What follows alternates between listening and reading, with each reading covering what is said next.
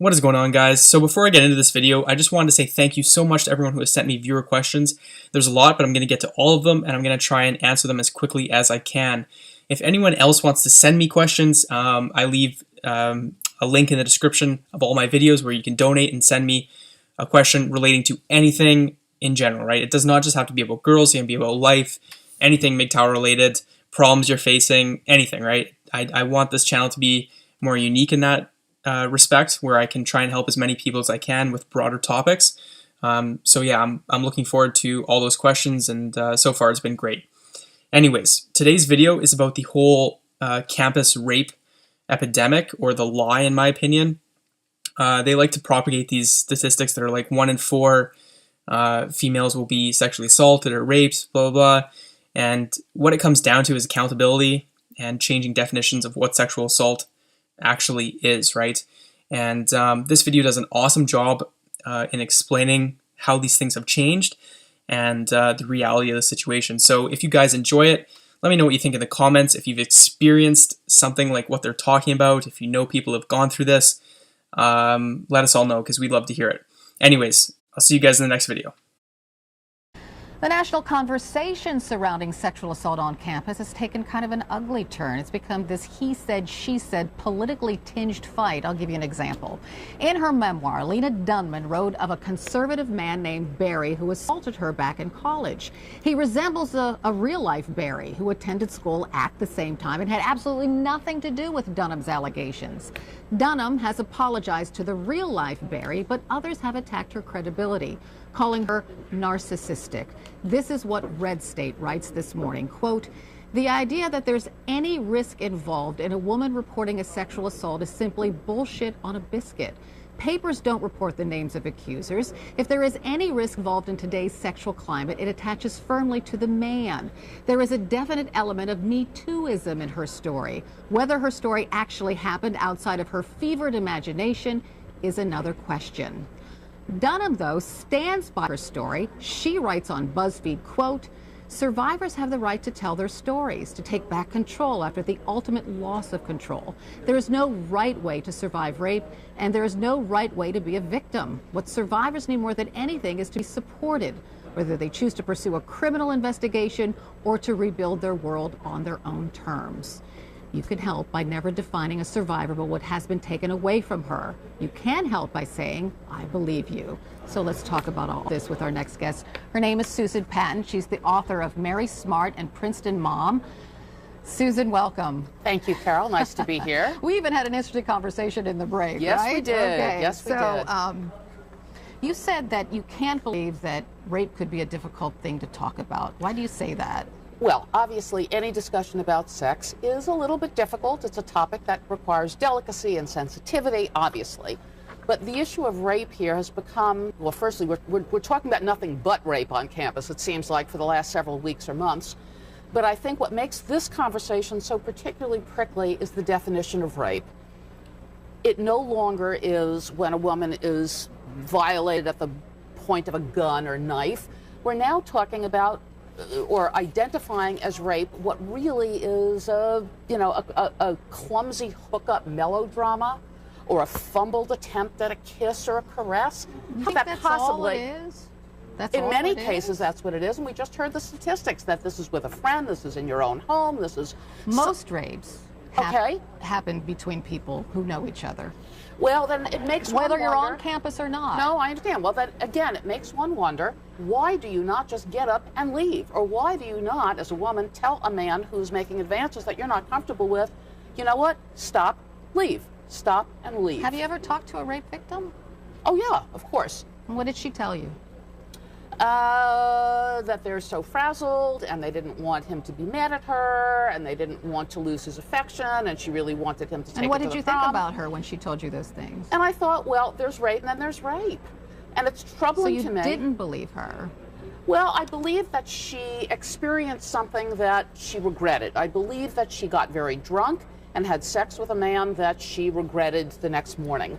To me, that's not crime. That's not rape. That's a learning experience. That's a learning experience that has to do with making choices and taking responsibility for the choices you make. And I also So let me get this straight. If your daughter gets horribly drunk, then if a man takes advantage of her sexually, and she's passed out drunk, she doesn't know what's happening, she deserves it somehow? Because it's a growing up experience? No, of course not. I'm not talking about a woman who is blacked out drunk, but I am most certainly suggesting that women be smart for themselves, remain sober enough to extricate themselves from a situation that's headed in a direction that they're not comfortable with. Let me run this by you, because I've talked to many rape victims. Okay. And it's terribly difficult for them to share their experiences. It's very painful because you've been violated in a very personal way. I don't doubt that for a minute, Carol. I'm not blaming victims. I'm not blaming well, let me run this victims. by you. I've also talked to rape counselors, many of them, like Bobby Vero. She works out of Dallas, Texas. She said, rape is the only crime in which we turn the lens onto the survivor, the victim, and not onto the perpetrator. When someone gets shot, we don't ever ask them, why didn't you get away from that bullet? Well, firstly, I disagree with what you're saying. At this point, but the why laws, is that? Well, because the laws have now been modified that if a young man is accused of rape, if I'm drunk stumbling down the street and someone shoots me, nobody blames me. He's labeled a rapist without even due process. So to say that that all the light is being shown on Who's victim labeled on a victims, rapist without due process? Any young man now on any college campus who is accused of having sexually assaulted a woman starts from the position of being guilty until they can prove their own innocence. This is the new way of thinking. So how is that different from someone committing a robbery? You're not presumed guilty until you're found guilty. That's right. You're not presumed guilty until you're in a court of law. Like, who determines this young man is guilty? A court of law. Right. But the politically correct thinking at this point, fueled by the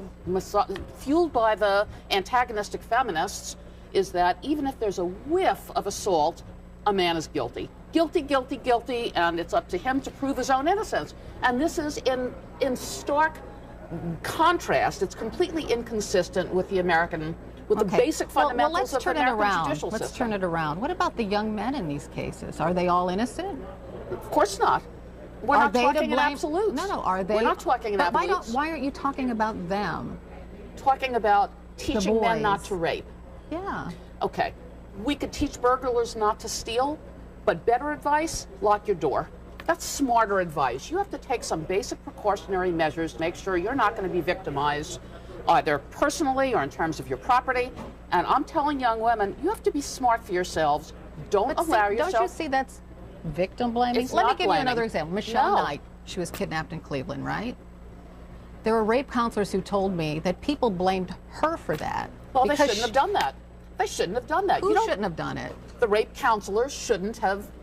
Well, they didn't blame Michelle Knight, but others did for simply walking down the street and getting kidnapped and trusting this man who said she had a puppy in the backseat of her car. Well, clearly that was a situation where a woman was the victim of a violent crime. But so much of what's being reported today, and she trusted a stranger. But so much of what's being reported today. I'm just saying, you could Carol, say the same thing of her. Look at UVA, look at the Duke lacrosse team, look at Dartmouth, and go back to Tawana Brawley.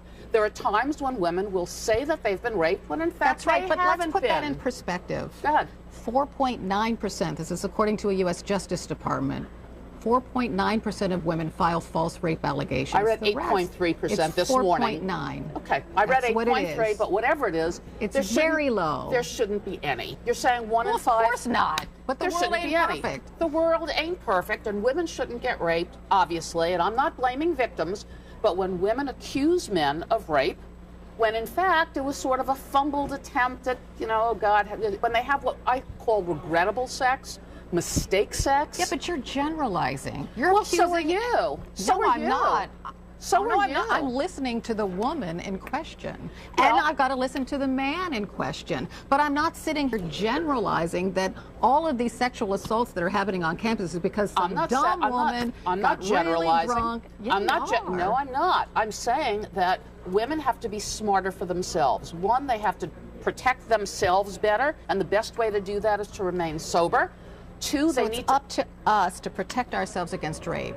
And how drunk do you get? Is one drink make you drunk enough to know your own limit? And if you don't know your own limit, smart move, don't drink. you have to take some responsibility for your own safety. How could anybody, Carol, how could anybody think that it's a smart idea to leave your safety up to anybody else? It's not. It's your responsibility to keep yourself safe. If you are the victim of a violent crime, you have to go to the police. And women don't do that. Another rape counselor told me this. You have to go to the police. It would be great if we could sit here and say, if I did this, I would never be raped. If I did that, I would never be raped. There are no absolutes. That's right. There are no absolutes. I understand that. There aren't any. I understand that, but we can do certain things to help ourselves. When you say things like that those women who are attacked might feel worse because there's something they might have done to protect themselves, when in actuality, sometimes there's nothing. Sometimes there's nothing. Frequently, because we know that the huge preponderance of these cases of sexual assault happen under drug or alcohol haze. So yeah, is there something you could do to help yourself? Yes. Don't allow yourself to get so drunk or so stoned that you can't make a good judgment. Well, Susan, I think we're going to have to agree to disagree, but I will say, if I ever thought that something ugly happened to me, I don't know that I'd come to you. Well, you probably could come to me because I'm a sympathetic ear, but first I would tell you, be smarter next time, exercise more self-control next time, use better judgment next time in how you choose your friends and you then want me to go to the police and like file charges after you said that to me? And I'll tell you why you'd go to the police. If you were raped, you have to let the after police know. After you said know. that to me, I ain't going to the police. Are you kidding? Grow up. Why wouldn't you go to the police? You were attacked. You're a victim of violent crime. You just said it was partially my fault because I was drunk. I didn't say it was your fault. I said you could have prevented it. Okay. I said there are ways you could have prevented it. But if you're a victim of a violent crime, you go to the police because that's the responsible thing to do to get a rapist off the street. But the problem, of course, is if you were so drunk or so stoned, you can't even provide reliable testimony, which is another reason why you have to having talked to many sobriety. rape victims, it's not as easy as that. But thank you so much for sharing. Thank you so much for sharing, Thank Susan you. Patton. I appreciate it. I'll be right back.